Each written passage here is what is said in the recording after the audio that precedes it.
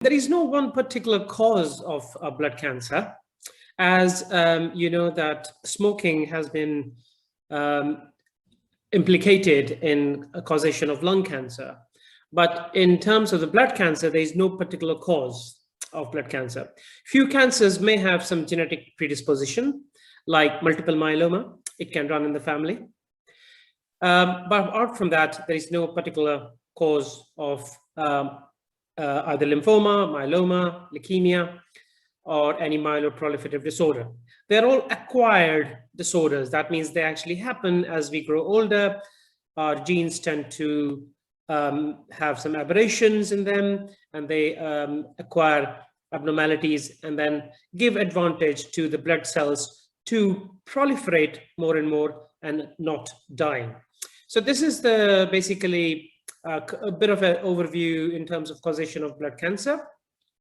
Like you might say, if I'm obese, do I have a high chance of blood cancer? No, it has not been seen. It has not been seen either with any hair dyes, that if you apply hair dye, you might have lymphoma. So that myth has been busted. So no blood cancer has been found to have any particular cause. And smoking also has not been found to be related with the causation of the blood cancers. Sign and symptoms. As you can imagine, blood cancer happens from the bone marrow. So the bone marrow produces red cells, white cells, and platelets. So any of these three cells can start to malfunction or to go down in number, or all three of them can actually go down in number. So if the red cells are down in number, red cells make hemoglobin. Hemoglobin gives you energy, and it gives you a pink color. So if you're looking a bit pale, someone says that you're a bit pale, and you also notice that I'm slightly fatigued, I don't have that much of energy, that means I am getting anemic. You should get alarmed that something is wrong. The white cells are low. So you can have infections like throat infection or skin infection or recurrent infections in you, which can alarm you to think that something is amiss. The platelets clot the blood.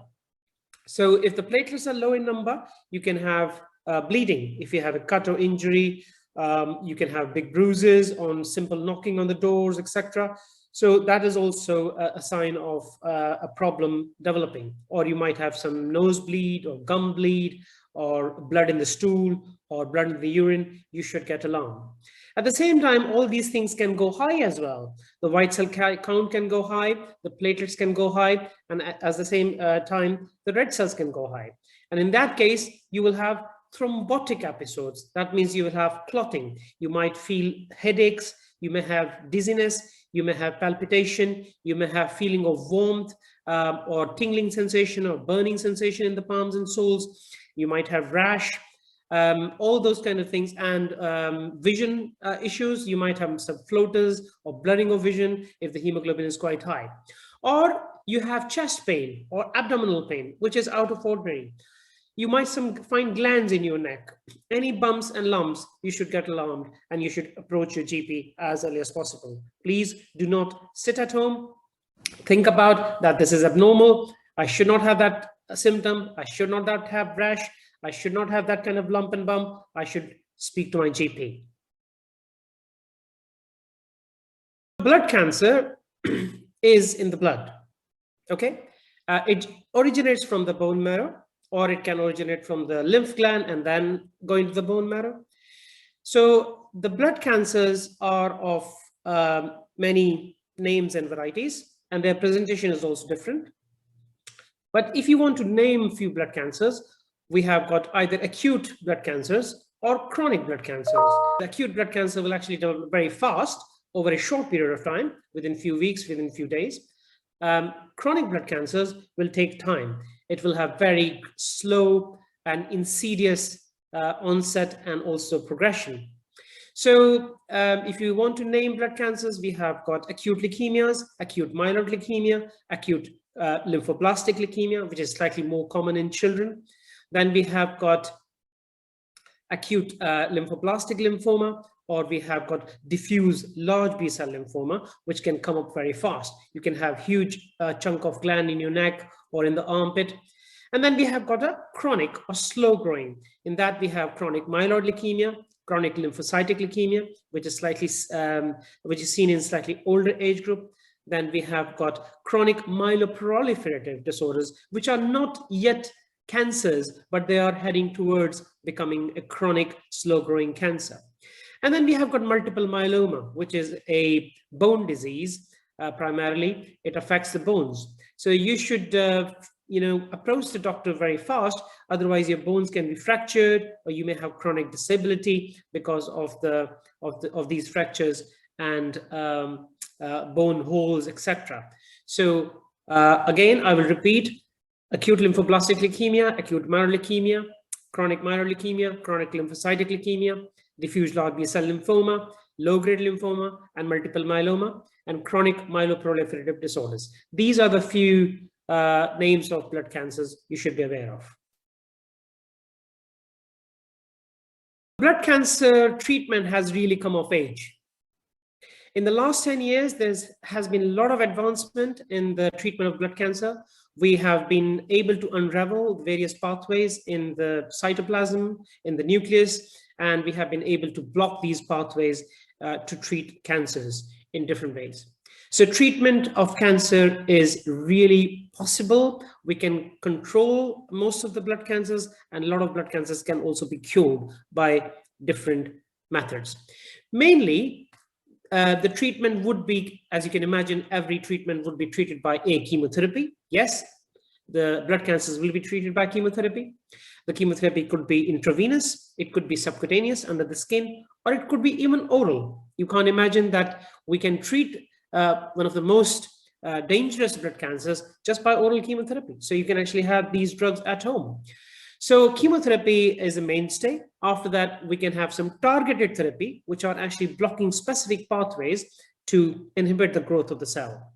And then we have got autologous bone marrow transplant or allogeneic bone marrow transplant, which are allogeneic transplant is supposed to be a cure for acute myeloid leukemia, and autologous transplant can prolong the survival of various blood cancers. So recovery rate or the cure rate, that means depends on which blood cancer we are talking about. Either we are talking about acute cancers or we are talking about the chronic cancers. So every blood cancer will have its different survival rates, or what do you call as median survival. That means what are the percentage of people who would still be alive at 5 years after diagnosis. So every cancer has got a different median survival, but it is getting better because there has been a lot of advancement. A lot of inhibitors, a lot of monoclonal antibodies have come up in the last 10 years, and more are coming.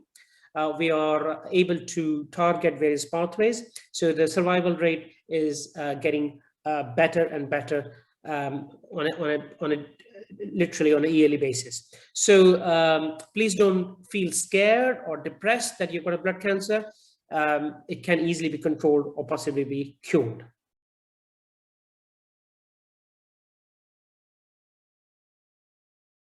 Blood cancer is not a death sentence. Please do not think that way. We currently have got a lot of medical support and physical and psychological support as well. We can also give you financial support from the social services. The blood cancer treatment is available in all the acute hospitals across the country.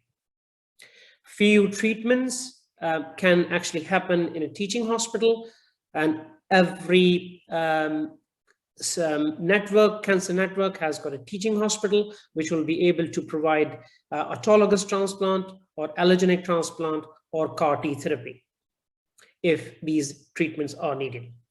But otherwise, all the acute hospital or the district general hospitals have got enough resources to treat a blood cancer. So please approach your GP and the secondary care as early as possible. Don't feel scared. We have got patient groups. We have got various support system. We have got very able and trained clinical nurse specialists who will be always with you. The consultants are always on call. You can approach them very easily. either through the secretaries, emails, or you can also approach them privately. So the private sector is expanding in the UK, and a lot of cancer treatment are also available in the private sector at the moment. So please make sure that you approach your GP and the doctors as early as possible if you think that something is not right with you. Thank you.